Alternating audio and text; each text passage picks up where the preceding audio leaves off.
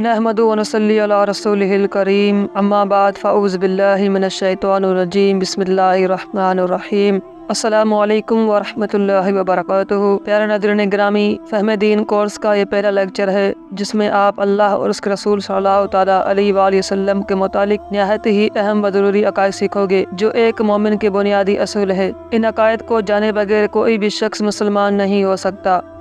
और इसके अलावा मौजिज़ा, करामत और इस्तिदराक में क्या फ़र्क है, आज की इस वीडियो में आप जान पाएंगे। वीडियो शुरू करने से पहले आपसे गुजारिश है कि हमारे इस चैनल को सब्सक्राइब करें ताकि इस कोर्स की हर नई आने वाली वीडियो आप तक पहुंच सके। और अगर वीडियो से आपको कुछ सीखने को मिले तो हमारी हौसला अफजाई के लिए इस वीडियो को लाइक करके आगे शेयर कर दें। अगर आप एक मुसलमान हैं और दीन इस्लाम को मानते हैं, अल्लाह और उसके रसूल पर ईमान रखते हैं, तो आपके लिए इन अकायद का जानना निहायत ही ज़रूरी है। इस्लाम का बुनियाद 5 चीज़ों पर है जिसे अरकान इस्लाम कहते हैं। दीन को समझने के लिए बस इन 5 अरकान को समझ लेना काफ़ी है। इन 5 अरकान में सबसे पहला रुकन तौहीद है, यानी ला इलाहा इल्लल्लाह मुहम्मदुर रसूलुल्लाह। इसका मतलब ये है कि अल्लाह के सिवा कोई इबादत के लायक नहीं और मोहम्मद उसके रसूल है। सबसे पहला अकीदा अल्लाह की तौहीद है कि अल्लाह के सिवा कोई माबूद बरहक नहीं है। इबादत का मुस्तहिक सिर्फ़ और सिर्फ अल्लाह है, उसके अलावा कोई ऐसी ज़ात नहीं जिसकी इबादत की जाए। अल्लाह की ज़ात हर ऐब जो आम व ख़ास इंसान में पाया जाता है से पाक है, यानी अल्लाह की ज़ात में कोई ऐब व नुक्स नहीं है। जो अल्लाह की ज़ात के लिए किसी ऐब को मानेगा वो ईमान से खारिज है, वो कभी मुसलमान नहीं हो सकता। उसके अलावा इस बात पर ईमान और यकीन रखना कि अल्लाह की ज़ात अज़ल से है और हमेशा रहेगी। इसकी ज़ात के अलावा कोई चीज़ कदीम नहीं है, सब हादिस हैं, यानी कोई भी चीज़ पहले नहीं थी, सबको अल्लाह ने पैदा किया है। जैसे ये ज़मीन व आसमान, जिन्न बशर, पहाड़ व रेगिस्तान, अलगर्ज दुनिया की हर चीज़ अल्लाह ने पैदा की है और ये तमाम चीज़ें हादिस हैं, सिर्फ अल्लाह की ज़ात कदीम है। हादिस का मतलब है कि ये चीज़ें पहले नहीं थी, जब अल्लाह ने इनको पैदा किया तब हुई। अल्लाह की कोई बीवी है, ना कोई औलाद है और ना ही अल्लाह किसी की औलाद है। अल्लाह की ज़ात इन तमाम चीज़ों से पाक है। अल्लाह की ज़ात किसी काम में किसी की भी मोहताज नहीं है, ना इंसान की ना फरिश्तों की। वो जो चाहता है करता है, इसको कोई मना करने वाला नहीं है। इसके हर काम में हिकमत है। अब वो हिकमत हमारी समझ में आए या ना आए, ये हमारी बसीरत पर है। अल्लाह जो भी करता है, चाहे वो इंसान के बज़ाहिर में अच्छा हो या बुरा हो, उसके अंदर अल्लाह की हिकमत छुपी होती है। अब हम उस हिकमत को पहचान पाएँ या ना पहचान पाएँ, ये हमारी बसीरत है, लेकिन अल्लाह के हर काम में हिकमत होती है। रोज़ी देना, मारना, पैदा करना सब उसकी दस्ते कुदरत में है। फरिश्ते वगैरह सिर्फ वसीला है, हकीकी रोज़ी देने वाला वही है। अब एक सवाल पैदा होता है, जब अल्लाह किसी का मोहताज नहीं और ना किसी के नेक अमाल से उसकी शान बढ़ती है और ना ही बद अमाल से घटती है, तो फिर उसने इस कायनात को क्यों पैदा किया? तो इसका जवाब ये है कि अल्लाह ने इस पूरे आलम को, पूरी कायनात को अपने फ़ज़ल व अदल और कुदरत व कमाल को ज़ाहिर करने के लिए पैदा किया। जिस तरह अल्लाह की ज़ात और उसकी सिफ़ात को जानना ज़रूरी है, इसी तरह ये भी जान लेना लाजमी है कि नबी में क्या क्या चीज़ें होनी चाहिए और क्या क्या ना होनी चाहिए, ताकि आदमी गुमराही से बच सके। तो सबसे पहले हम समझते हैं कि रसूल किसे कहते हैं और रसूल की लुग़वी माना क्या है। लफ्ज़ रसूल की लुग़वी माना है पैगाम पहुँचाने वाला। इस्तिलाह में रसूल या नबी उस आदमी को कहते हैं जिसके पास खुदा की वही यानी पैगाम आया हो, लोगों को खुदा की राह दिखाने के लिए। अब ये वही या पैगाम नबी के पास या तो फरिश्ता लेकर आता है या ख़ुद अल्लाह उसको इल्हाम के ज़रिए इल्म अता फरमा देता है। ये बात ज़हन नशीर रहे कि नबी सिर्फ़ और सिर्फ आदमी हो सकता है, कोई औरत और जिन कभी भी नबी नहीं हो सकता। इंसान अपनी कोशिश, इबादत और इरादा से कभी भी नबी नहीं बन सकता। नबी महज अल्लाह के फजल से बनता है और अल्लाह उसे नबी बनाता है जिससे उसके लायक पैदा फरमाता है, फिर उसे हर ऐब व नुक्स से पाक रखता है। ऐसे आदमी के अलावा कोई आम इंसान कभी भी नबी नहीं हो सकता। नबी में कोई ऐसी बात नहीं होती जिससे लोग नफरत करें। नबी की चाल चलन, हस्ब नसब, शक्ल व सूरत, तौर तरीका, बातचीत सब अच्छे और बेऐब होते हैं। नबी की अकल कामिल होती है। नबी सब आदमी ज़्यादा अक्लमंद होता है। बड़े से बड़ा हकीम, फ़लसफ़ी और साइंसदान की अकल नबी के लाखों दर्जे तक भी नहीं पहुँच सकती। अगर कोई ये माने कि इंसान अपनी कोशिश से नबी बन सकता है या नबी की नबूवत छीनी जा सकती है, तो ऐसा शख्स मुसलमान ही नहीं है। तमाम नबी और फरिश्ता मासूम अल ख़ता है, यानी उनसे कोई खता हो ही नहीं सकती।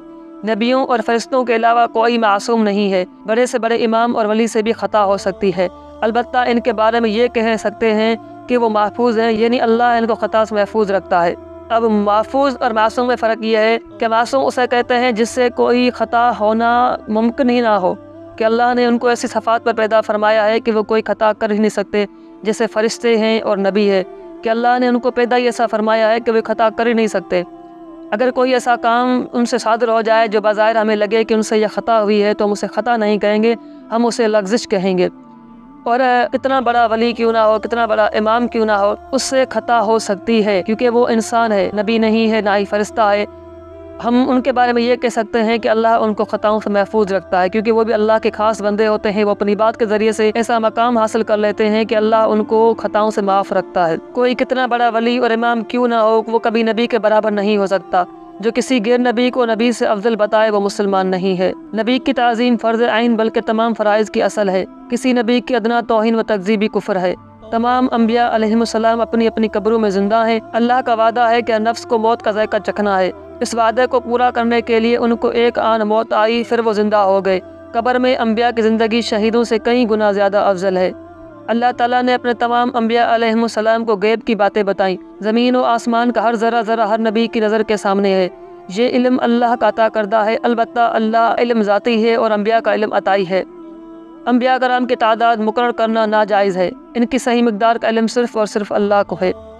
حضرت آدم علیہ السلام سب سے پہلے انسان ہے، ان سے پہلے انسانوں کا وجود نہیں تھا۔ تمام انسان حضرت آدم علیہ السلام کی اولاد ہیں، یہی سب سے پہلے نبی ہیں۔ اللہ نے ان کو بغیر ماں باپ کے مٹی سے پیدا کیا، اس کے بعد اللہ تعالیٰ نے بہت سے انبیاء کو بھیجا، ان میں سے سب سے آخری نبی حضرت محمد صلی اللہ تعالیٰ علیہ وآلہ وسلم ہے۔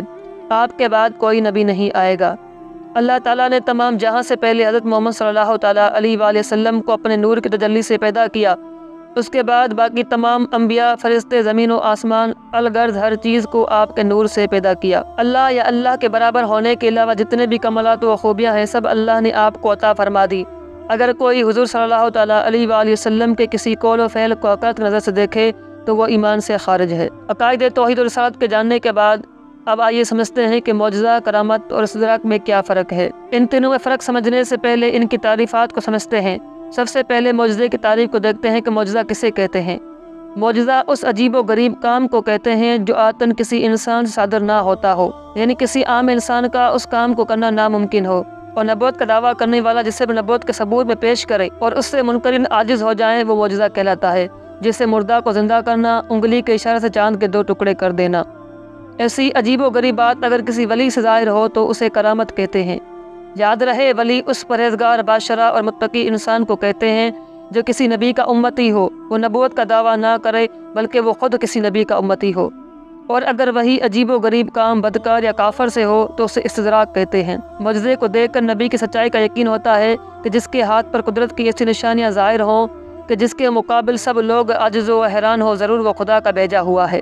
کوئی جھوٹا شخص نبوت کا دعویٰ کر کے معجزہ ہرگز نہیں دکھا سکتا۔ اللہ تعالیٰ جھوٹے کو معجزہ ہرگز عطا نہیں فرماتا، ورنہ سچے اور جھوٹے میں فرق نہ رہے۔ اگر ایسے جھوٹے سے کوئی ایسا عجیب و غریب کام ظاہر ہو جائے تو معجزہ نہیں بلکہ استدراک یعنی جادو وغیرہ ہوگا۔ ناظرین گرامی، یہ تھا ہمارا فہم دین کورس کا پہلا لیکچر، جس میں ہم نے آپ کو عقائد توحید و رسالت کے بارے میں کچھ اہم باتیں بتائیں۔ اس کے علاوہ معجزہ، کرامت، استدراک میں جو اہم فرق تھا وہ ہم نے آپ سامنے پیش کیا۔ امید ہے کہ آپ کو یہ ویڈیو اچھی لگی ہوگی۔ اگر یہ ویڈیو آپ کو اچھی لگی ہے اور اس سے آپ کو کچھ سیکھنے کو ملا ہے تو ہماری حوصلہ افزائی کے لیے اس ویڈیو کو لائک کر کے آگے شیئر کر دیں۔ تو ملتے ہیں اگلی ویڈیو میں، تب تک کے لیے اللہ حافظ۔